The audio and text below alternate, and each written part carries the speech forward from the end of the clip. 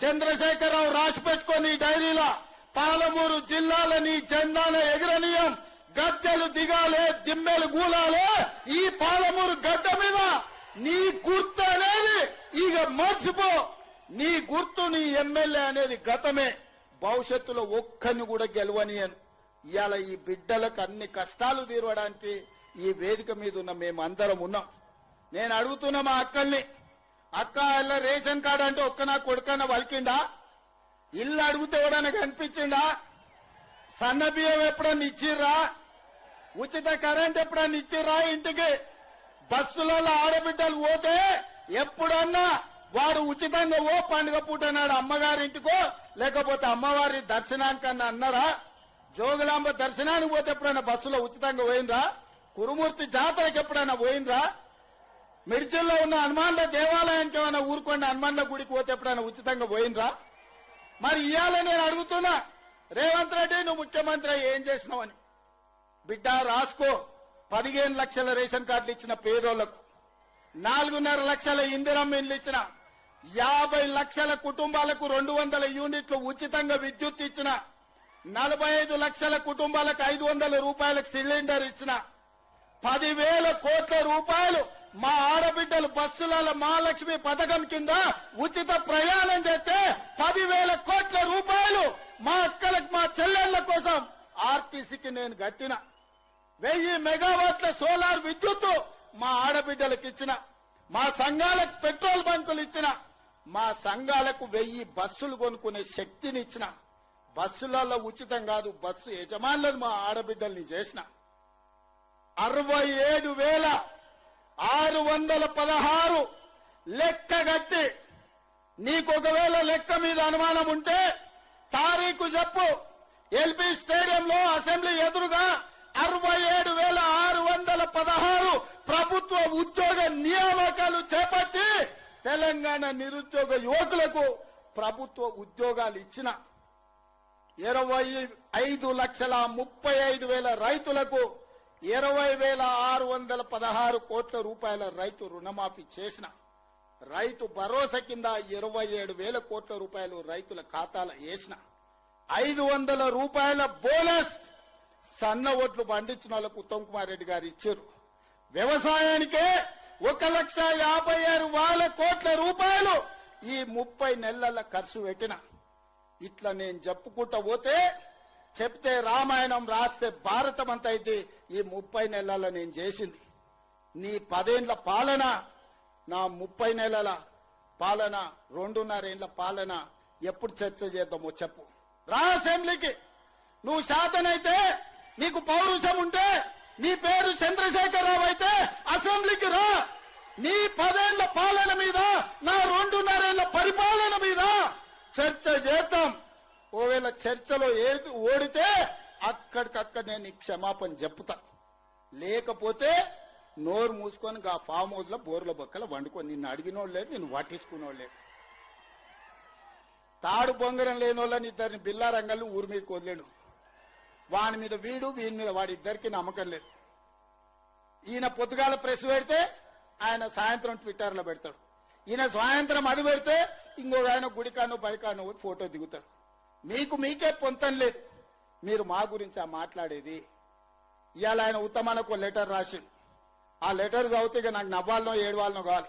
10 ఏళ్లు ఏడ్చినావు కాబట్టి ఆ కాళేశ్వరం కూలిపోయి ఈరోజు 1,00,000 కోట్లు గోదావరిలో గడిచిపోయినాయి. మళ్ళా మాకు చదువు చెప్పనికి పోతుండు, సన్నాయి శుద్ధులు చెప్తుండు. నీ అంత సన్నాయితో చదువు చెప్పుకునే దాంతో మాకు దాపరిచ్చిందా అని నేను అడుగుతున్నా. అందుకే మిత్రులారా, ఇవాళ వేదిక మీద నుంచి అటు గోదావరి జలాలలో జరిగిన అన్యాయాన్ని మహారాష్ట్ర ముఖ్యమంత్రిని అడుగుతాం, కడుగుతాం, అవసరమైతే మెడలు వంచైనా గోదావరి జలాల మీద తుమ్మిడి ఎట్టి దగ్గర ప్రాణహిత చేవెళ్ల ప్రాజెక్టును కట్టాం. ఖచ్చితంగా భారతీయ జనతా పార్టీ నాయకులు కూడా మీరు అనుకుంటున్నారేమో, తమాషా అనుకుంటున్నారేమో, మిమ్మల్ని ఆదిలాబాద్, మెదక్, అదే విధంగా నిజామాబాద్, కరీంనగర్ లో మీరు ఎంపీలుగా ఉంటాం అనుకుంటున్నారేమో. గోదావరి జలాల మీద మహారాష్ట్ర ముఖ్యమంత్రి దాగుడు మూతలాడుతుండు. చర్చలకు రమ్మంటే రాకుండా పారిపోతున్నాడు. ఎన్ని రోజులు పారిపోతారు? మిమ్మల్ని ఊరు నుంచే తరిమే రోజు వస్తుంది. మర్యాదగా మహారాష్ట్ర ముఖ్యమంత్రిని చర్చలకు పట్టుకురండి. గోదావరి జలాల మీద తుమ్మిడేటి దగ్గర ప్రాజెక్టు కట్టి 100 టీఎంసీల నీళ్లు తీసుకొచ్చి శ్రీపాద ఎల్లంపల్లిలో పోసి ఆదిలాబాద్, కరీంనగర్, నిజామాబాద్, మెదక్ వరకు రైతాంగ కష్టాలు తీర్వడానికి పక్కా ప్రణాళికతో ముందుకు పోదాం. గోదావరి జలాల సమస్యను పరిష్కరించుకుందాం. ఇక కృష్ణానది జలాలు 60 ఏండ్ల నుంచి రావణ కాష్టంలాగా రగులుతుంది. 60 ఏండ్ల నుంచి రాయలసీమలతో కొట్లాడాలి, ఆంధ్రలతో కొట్లాడాలి, గుంటూరు గుడివాడతో కొట్లాడాలి. ఈ సమస్యకు శాశ్వత పరిష్కారం వద్దా? పరిష్కారం కావాలంటే చర్చలు చేయాలనా లేదా? ఇవాళ మనం మాట్లాడినప్పుడల్లా చంద్రశేఖరరావు దానికి అడ్డం పడతాడు. తిర్రి మాటలు మాట్లాడతాడు, ఎర్రి మాటలు మాట్లాడతాడు. అట్లెట్లా మాట్లాడతారంట. భగవంతోనైనా పక్క దేశంతోనైనా సమస్యలు ఉన్నప్పుడు చర్చలు చేయకుంటే ఎప్పుడైనా పరిష్కారం అయినాయా? ఆలి పంచాయతీ అయినా పాలి పంచాయతీ అయినా ఓ పెద్ద మనిషిని పెట్టుకొని పంచాయతీ తెంచుకుంటామా లేదా? రైతాంగ సోదరులారా మీరు ఆలోచన చెయ్యండి. ఇవాళ ఎక్కడైనా ఏ సమస్యకైనా చర్చలు లేకుండా పరిష్కారం జరుగుతాయా? పక్క రాష్ట్రంతో నేను చర్చలు చేస్తా అంటే నా మీద బురద జల్లాలనే ప్రయత్నం చేస్తున్నా. నువ్వు బురద జల్లినా తల కింది కాలు మీదకి చేసుకున్నా నువ్వు పోయి సీసల తలకాయ పెట్టి సచ్చినా పక్క రాష్ట్రంతో చర్చలు చేసి డిసెంబర్ లోపల పాలమూరు రంగారెడ్డి ఎత్తిపోతలకు 90 టీఎంసీలకు వాళ్ళ మీద ఒత్తిడి తెచ్చైనా కొట్లాడైనా ఆంధ్రప్రదేశ్ నుంచి ఎన్ఓసీ తీసుకొచ్చి పాలమూరు రంగారెడ్డి ఎత్తిపోతలకు 90 టీఎంసీల నీళ్లకు అనుమతి తీసుకొచ్చే బాధ్యత నాది. అదే విధంగా డిండి ప్రాజెక్టుకు 20 నుంచి 30 టీఎంసీలకు నీళ్లకు అనుమతి తెచ్చే బాధ్యత నాది. ఇవన్నీ చేసుకుంటూ ఉద్దండాపూర్ వరకు కావలసిన నీళ్లు ప్రాజెక్టులు సంవత్సరం తిరిగే లోపల పూర్తి చేయడమే కాకుండా రాబోయే 2.5 ఏళ్లలో జూరాల దగ్గర కొత్త రిజర్వాయర్ కట్టుకోవడం గాని, కర్ణాటక మక్తల్ సరిహద్దుల్లో బ్రిడ్జ్ కమ్ బ్యారేజీలు కట్టుకోవడం గాని, కల్వకుర్తి గాని, భీమా గాని, నెట్టంపాడు గాని, కోయిల్సాగర్ గాని, నారాయణపేట, మక్తల్, కోడంగల్ ఎత్తిపోతల పథకం గాని వీటన్నిటి మీద గ్రీన్ ఛానల్లో నిధులు ఇచ్చి ప్రాజెక్టులు కట్టుకునే బాధ్యత మనది. మిత్రులారా అప్రమత్తంగా ఉండండి. దొంగలు వస్తారు, గూడసాట్ను వస్తారు, గూడు పుటాని చేయడానికి వస్తారు. పాలమూరు జిల్లా బిడ్డలు అప్రమత్తంగా ఉండాలి. మన దగ్గర ఉన్న బిడ్డలు కూడా మనోళ్ళు కూడా సోయలేక దొంగలకు సద్దులు మోసేటోళ్ళు కొందరు ఉంటారు. ప్రతి ఊర్లో ఓడు ఉంటాడు. గట్లనే వనపర్తిలో ఒకైనా, మహబూబ్నగర్లో ఒకైనా ఆడొకడు ఈడొకడు మోపాడు. పాలమూరులో మంచి జరుగుతుంటే చెయ్యకపోయినా సహకరించకపోయినా నోరు మూసుకొని ఉంటే మంచిది. చివరగా ఒక్క మాట చెప్పదలుచుకున్నా. 94 నుంచి 2004 వరకు 10 సంవత్సరాలు తెలుగుదేశం పార్టీ అధికారంలో ఉన్నది. 2 సార్లు ముఖ్యమంత్రి టీడీపీ లైవ్. 2004 నుంచి 2014 వరకు కాంగ్రెస్ పార్టీ అధికారంలో ఉన్నది. 10 సంవత్సరాలు 2 సార్లు కాంగ్రెస్ పార్టీ ముఖ్యమంత్రి అయిన. 2014 నుంచి 2024 వరకు బీఆర్ఎస్ ఉన్నది. 2 సార్లు చంద్రశేఖరరావు ముఖ్యమంత్రి అయిన. నేను ఇవాళ ఈ పాలమూరు గడ్డ మీద నుంచి చచ్చర్ల పట్టణం నుంచి నేను చెప్పదలుచుకున్నా. 2024 నుంచి 2034 వరకు కాంగ్రెస్ పార్టీ 10 ఏళ్లు 2 సార్లు ముఖ్యమంత్రిగా ఉంటాం. ఇదే నా సవాల్ చంద్రశేఖరరావు.